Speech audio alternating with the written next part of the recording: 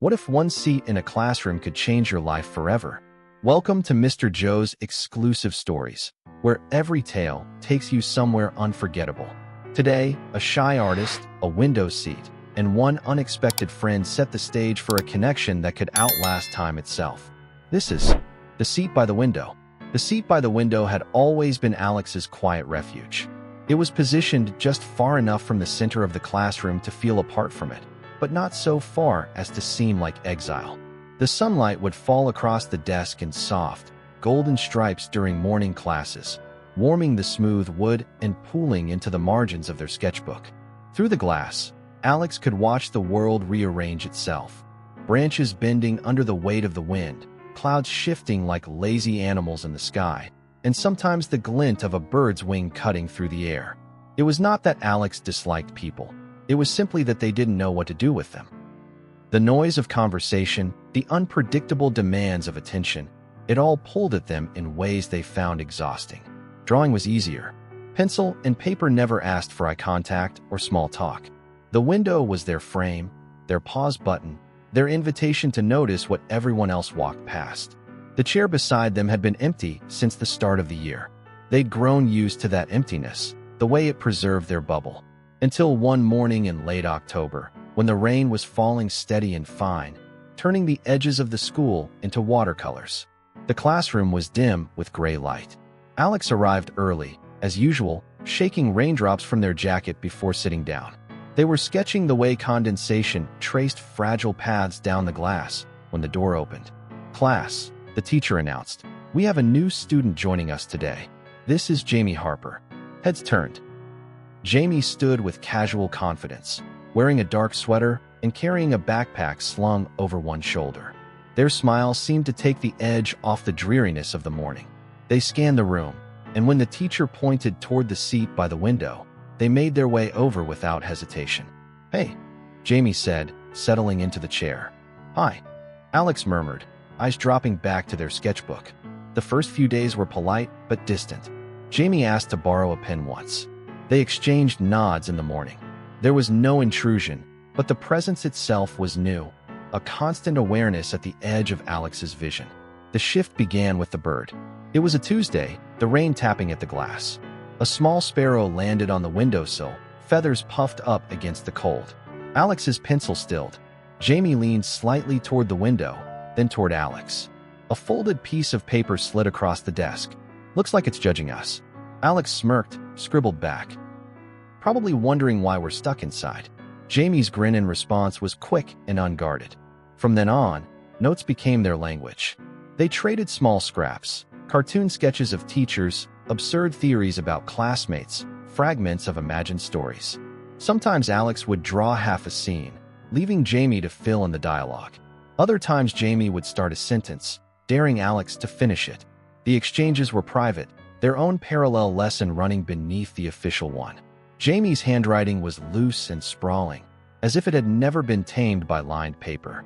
Alex's drawings were clean and precise, but often laced with quiet humor that Jamie always caught. By December, the rhythm between them was natural. They entered the classroom together now, Jamie making easy conversation that Alex found strangely comfortable. When the room broke into group work, they always ended up together. Jamie could make Alex laugh without trying, and Alex could make Jamie pause, really pause. Over a page, eyes soft in a way Alex didn't see them use with anyone else. The first snow arrived in early January.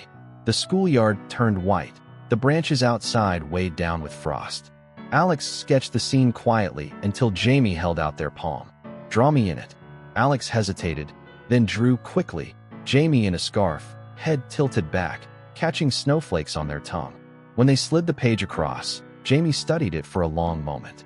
"You make things look like they matter," they said. Alex didn't know how to respond, so they just looked away, but the words stayed with them. By February, their connection had spilled beyond the window seat. Jamie started walking with Alex to the bus stop, even though it meant going out of their way. On Saturdays, they sometimes ran into each other at the little cafe near the park, Jamie with a notebook open, Alex with a sketch pad. Once, Jamie convinced Alex to join them for hot chocolate, and they ended up staying until the windows fogged over from the heat inside. The conversations deepened. Jamie talked about wanting to study journalism, to travel, and write stories that mattered.